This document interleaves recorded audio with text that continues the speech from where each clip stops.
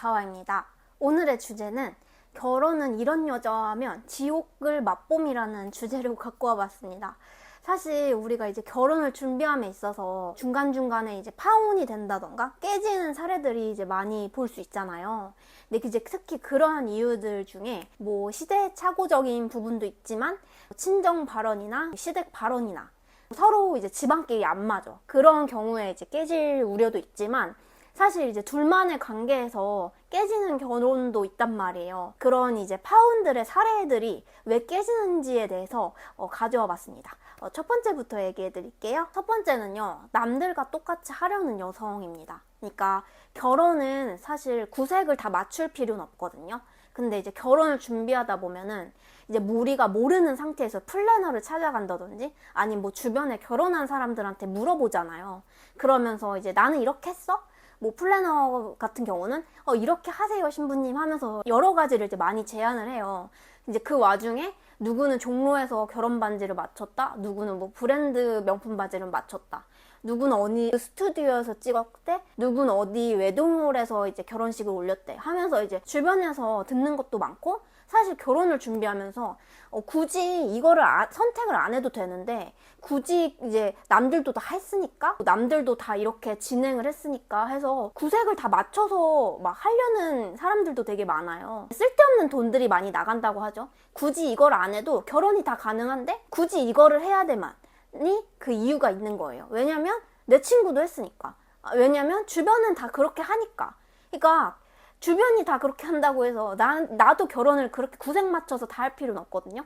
근데 이제 그 구색을 맞추려다 보니까 자기 결혼 예산을 있잖아요. 그 예산 안에서 해야 되는데 그 예산보다 초과해서 한다든지 쓸데없는 거를 괜히 이제 추가하다 보니까 쓸데없는 돈이 나간다든지. 그래서 이게 남녀 결혼을 준비할 때 이게 서로 안 맞아요. 그 문제 때문에 싸움이 벌어진다고 합니다. 두 번째는요, 이제 프로포즈를 국룰이라고 생각하시는 여성분들이 되게 많아요. 사실 프로포즈는 정답은 없어요. 근데 이제 우리가 여성으로 태어났으면 우리가 이제 영화를 보던 드라마를 보던 모든 남성들이 프로포즈를 해서 결혼을 하잖아요. 그게 딱 국룰처럼 되어 있잖아요, 그 문화가. 근데 프로포즈를 사실 이제 상대방한테 강요하는 건 아닌 것 같아요. 우리가 이제 웨딩 카페라든지 주변에서 이제 프로포즈 받았어? 이런 얘기라든지 이런 얘기를 듣고 프로포즈를 받아야지 결혼이 가능한 거구나, 결혼이 진행이 되는 거구나 라고 생각을 하더라고요. 사실 이게 사귀면서 마음이 맞고 이제 우리가 결혼할 때가 됐으면 우리 결혼할까라고 해서 이제 결혼을 진행하시는 분도 있겠지만, 이 프로포즈를 안 받은 거에 있어 프로포즈 안 받고 결혼을 어떻게 해요? 라고 생각하시는 분들도 있더라고요. 근데 이제 또 제 지인 같은 경우는 이제 남자친구가 프로포즈를 안 해준다고 해서 남자친구한테 프로포즈를 하라고 눈치를 줬다고 하는 얘기도 들었어요. 사실 이건 정답은 없어요. 주면 받는 거고 해주면 고마운 거고. 하지만 이거를 막 너 왜 안 해줘 막 눈치 주고 뭐 강요하고 이런 거는 저는 아니라고 봐요. 그리고 그거를 안 받았다고 해서 사람한테 죽일 듯이 막 너는 나한테 그것도 안 해줬잖아, 근데 내가 결혼한 거잖아 하면서 막 뒷말이 나가는 것들도 있잖아요. 좀 나중에 살아보면서 그걸로 이제 신세 한탄 하시고. 근데 프로포즈는 역으로 여성분들도 요즘 많이들 해요. 여성분들도 하시는 분들도 계시고. 그래서 저는 가치관이 맞았더라면, 서로 이제 오가는 대화가 서로 맞았더라면 그걸 준비해서 막 같이 하고 즐겁고 하는 건 저는 좋다고 생각해요. 하지만 이거를 안 해야 한다고 해서 나는 결혼하는 거 아니잖아, 이건 꼭 받아야 돼, 막 이런 거는 저는 아니라고 보거든요. 그래서 이런 로망을 갖는 거는 여성이라면 당연히 로망을 가질 수도 있고, 여성이라면 그 로망을 받고 싶어 하는 것도 맞아요. 하지만 그거는 정답은 없다고 생각해요.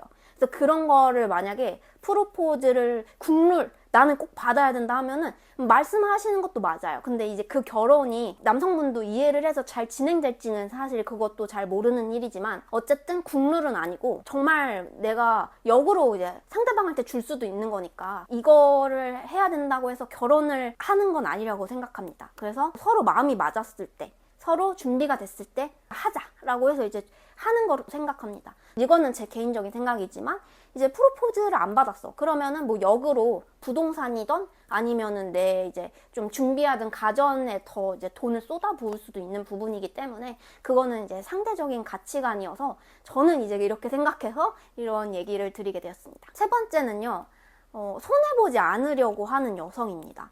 그러니까 저는 결혼에 있어서 결혼은 이제 배려도 하고 희생도 해야 되고 뭐 이해도 필요하죠. 저는 그게 부부 관계라고 생각하거든요. 근데 서로 너무 많이 차이 나는 결혼은 애초부터 진행이 안 됐을 거예요. 그런 부부들은. 하지만 우리가 이제 결혼에 이제 앞서서 일반적인 사람들은 뭐 한쪽이 더 쓸 수도 있고 한쪽이 덜 쓸 수도 있고 뭐 덜 쓰고 더 쓰고 뭐 손해 보지 않으려는 행동도 하시는 분도 계시더라고요. 근데 우리 요즘 말로는 반반 결혼이라고 하잖아요.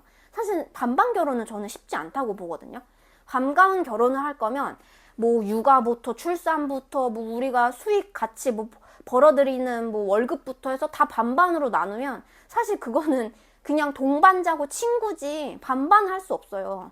결혼은 가족을 꾸리고 함께 살아가는 거라고 생각하거든요. 근데 그렇게 반반 따지면 사실 행복하진 않을 것 같아요. 그리고 서로 이제 결혼함에 있어서 배려도 해야 되고 뭐 좀 참을성도 필요해요. 내가 이만큼을 했는데 얘 이만큼을 좀 안 한다? 근데 그런 사람 이해도 필요해요. 내가 그 사람이 좋아서 그렇게 끌고 가는 거니까. 하지만 이제 예를 들면 여성분 입장에서라면 내가 더 쓰는데 막 얘는 이만큼밖에 안 해? 좀 내가 아깝다. 내가 좀 얘 별론데? 라고 생각하실 수 있지만 이 사람이 마음에 들어서 이 사람이 어느 부분이 마음에 들어서 결혼을 진행하는 거고 부부는 희생할 줄 알아야 된다고 했잖아요. 그 부분처럼 우리가 나중에 아이를 낳았을 때도 아이한테 시간을 쏟고 아이한테 하는 행동들도 다 희생이 필요한 것들이거든요. 한 명만 같이 육아를 할 수는 없잖아요. 그러다 보니까 내가 아깝네 저쨌네 뭐 이런 것보다는 손해 보는 거 그런 것도 다 감내하셔야지 저는 그 결혼이 잘 되고 행복하게 살 수 있다고 생각하거든요. 그래서 결혼은 혼자 생각하는 문제가 아니고 희생도 필요하고 배려도 필요하기 때문에 그거는 이제 기본으로 끌고 가셔야 될 것 같아요. 그래서 여성분이 만약에 난 손해보지 않을 거고 내가 이만큼 썼는데 너 이만큼밖에 안 돼?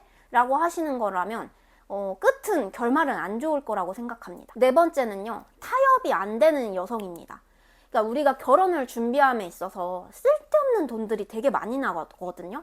우리 요즘 그런 말 있잖아. 스드메, 스튜디오, 드레스, 메이크업. 근데 이것만 나가냐고요? 이것만 나가는 게 아니고 예식장 비용도 필요하고 부모님 예복도 비용도 필요하고 상견례 비용도 필요하고 가족들 메이크업도 해줘야 되고 청첩장 비용도 나갈 테고 뭐 이모님 헬퍼 비용도 드려야 되고 그러니까 쓸데없는 비용들이 되게 많이 나가요. 근데 그 와중에 이제 두 사람이 넉넉하면야 쓰고 싶은 대로 막 써도 상관은 없어요. 근데 일반적으로 우리가 평범한 사람들은 이제 서로 타협이라는 게 필요하거든요. 그래서 예를 들면은 명품님을 나는 명품으로 꼭 맞춰야 된다. 나는 드레스 꼭 이 샵으로 해야 된다. 나는 꼭 서울에서만 살아야 된다. 이런 것들 억지로 막 끌고 가려는 것들 있단 말이에요. 이런 부분은 타협이 안 되는 부분도 있고. 그래서 난 죽어도 이 타협이 안 된다, 못할 거다 하시는 분들은 사실 혼자 사시는 게 제일 편한 것 같아요. 결혼은 손해보려고도 하면 안 되고 서로 희생할 줄도 알아야 되는데 대화도 안 통하시는 분이랑 결혼을 끌고 가신다는 거는 정말 입 닫고 귀 막고 사는 거라고 똑같다고 생각해요. 근데 이 타협도 안 하시는 분들도 분명히 있단 말이에요. 그래서 간혹가다 이제 우리가 보는 그 익명 사이트들 있잖아요. 난 이런 고민들이 있어요 하시는 분들. 그런 사이트들 보면 어때요? 되게 막 나 타협이 안 돼서 힘들어요. 여성분이 꼭 서울에 살아야 된대요. 막 이런 것들. 근데 그거는 내가 이만큼 자산이 있어. 내가 어느 정도 여유가 있어. 그런 분들 해도 좋아요. 근데 여유도 안 되는데 우리의 상황을 서로 아는데도 그렇게 타협도 안 하고 막 어거지로다가 막 가려고 하시는 분들은 파혼이 되더라고요. 그래서 타협도 안 되고 막 귀 닫고 입 닫고 막 난 이대로 할 거야 하시는 분들이라면 혼자 사시는 게 더 편하다고 생각합니다. 여기까지 결혼은 이런 여성과 하면 지옥행 열차를 타고 갑니다라는 주제를 이제 얘기를 해봤어요. 사실 이제 4가지밖에 안 가져왔는데 하나하나 따지면 되게 많을 거예요. 근데 제가 기준에서는 이런 사람과 결혼을 한다면 행복할까 과연? 결혼에 있어서는 사실 저도 이제 나이가 아직 어리지만 결혼하고 하셔서 이제 살아가시는 분들, 연배가 많으신 분들이라면 이런 것도 필요하고 저런 것도 필요하고 뭐 부부간에 막 이렇게 해야 된다라고 많이들 말을 하시지만 사실 이런 거는 기본적인 거죠. 기본적인 것도 안 되는데 우리 결혼하자, 막 결혼해서 행복하게 살자. 결혼은 정말 작게 봤을 땐 행복하지만 크게 봤을 땐 되게 정말 비극적일 수도 있고 막 희극적일 수도 있잖아요. 그러다 보니까 너무 좀 미래까지 어떻게 우리가 차곡차곡 결혼해서 어떻게 몇 년 안엔 이렇게 살고 우리가 좀 더 큰 집으로 가고, 그러니까 계획이 있어야 되는 것 같아요. 그래서 처음부터 너무 큰 것만 바라시는 여성들도 있기 때문에 저는 이런 조언을 해드리고 싶었어요. 여기까지 다 알고요. 구독과 좋아요 버튼 눌러주세요. 안녕.